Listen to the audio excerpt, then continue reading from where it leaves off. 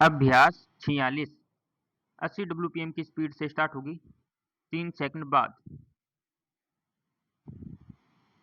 Start.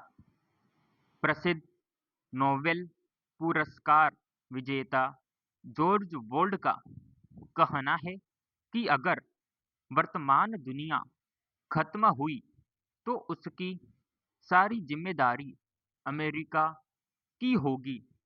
उसके अनुसार यह कहना गलत है कि शस्त्रों की दौड़ के लिए कई राष्ट्र जिम्मेदार हैं।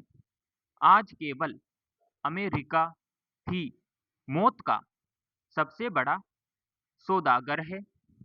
वह सच्चा लोकतंत्र नहीं, एक दलीय तानाशाह है जहां परमाणु हथियारों का विरोध करने वाली राजनीतिक शक्तियों का अभाव है। उन्होंने अत्यंत मार्मिक शब्दों में बताया कि अमेरिका का शासक वर्ग किस हद तक दुनिया को तबाह करने पर तुला हुआ है।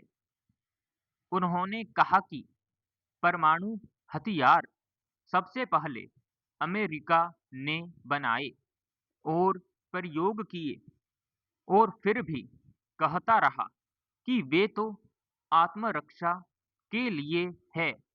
आज अंतरिक्ष युद्ध के हथियार भी वही बना रहा है और कह रहा है कि वे दुनिया के सारे परमाणु हथियारों को खत्म करने के लिए बनाए जा रहे हैं।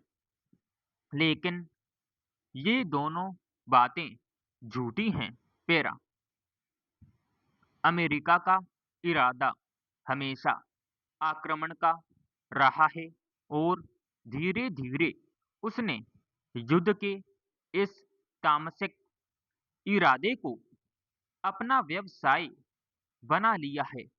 अमेरिका की समृद्धि का सबसे बड़ा रहस्य उसका युद्ध उद्योग है।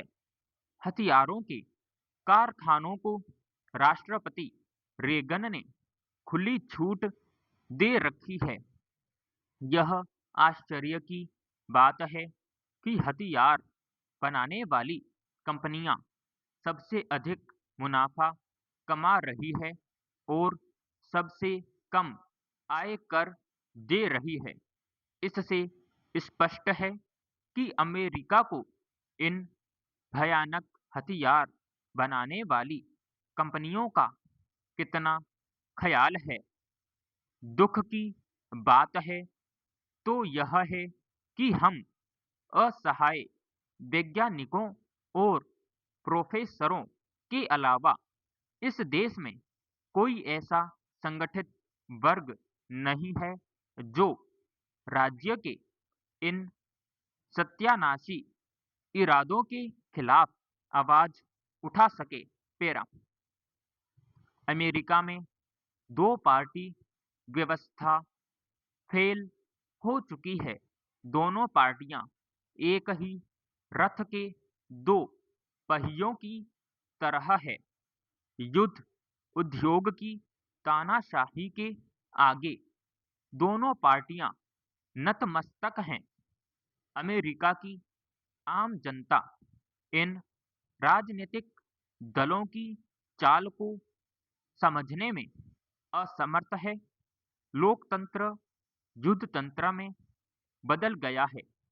अखबारों में वे खबरें छपने नहीं दी जाती जो परमाणु परीक्षणों की पोल खोलती है। उन्होंने अपने भाषण के अंत में अमनपसंद लोगों से अपील की कि वे संगठित होकर परमाणु हथियारों तथा परीक्षणों के विरुद्ध आवाज उठाएं।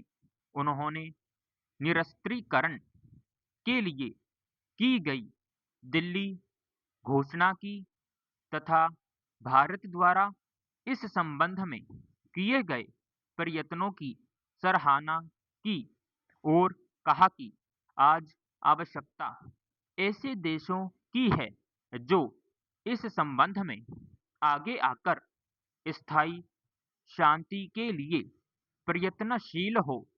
समाप्त।